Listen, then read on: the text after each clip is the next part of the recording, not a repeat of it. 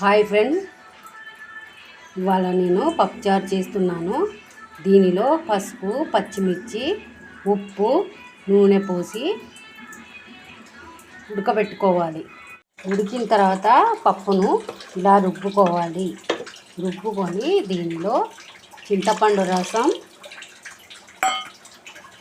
ఉప్పు, కారం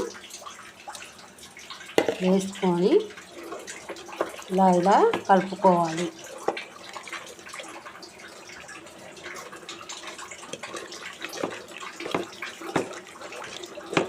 కలుపుకున్న తర్వాత తగినంత వాటర్ పోసుకోవాలి. మీకు సరిపోని వాటర్ పోసుకోండి ఫ్రెండ్స్.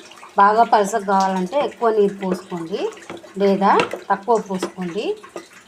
దీనిని తాలింపు చేసుకుందాం.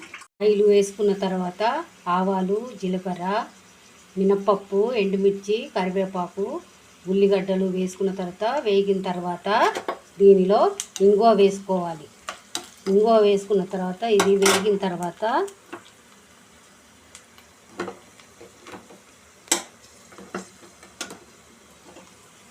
ఈ పప్పులో పోసుకోవాలి. పప్పులో పోసుకొని దీనిని ఒక పావుగంట మసలనివ్వాలి. మసిలిన తర్వాత టేస్ట్ చూసి నాకు చెప్పండి ఫ్రెండ్స్. నా ఛానల్ని సబ్స్క్రైబ్ చేయండి. మాధవి దుండ్రా.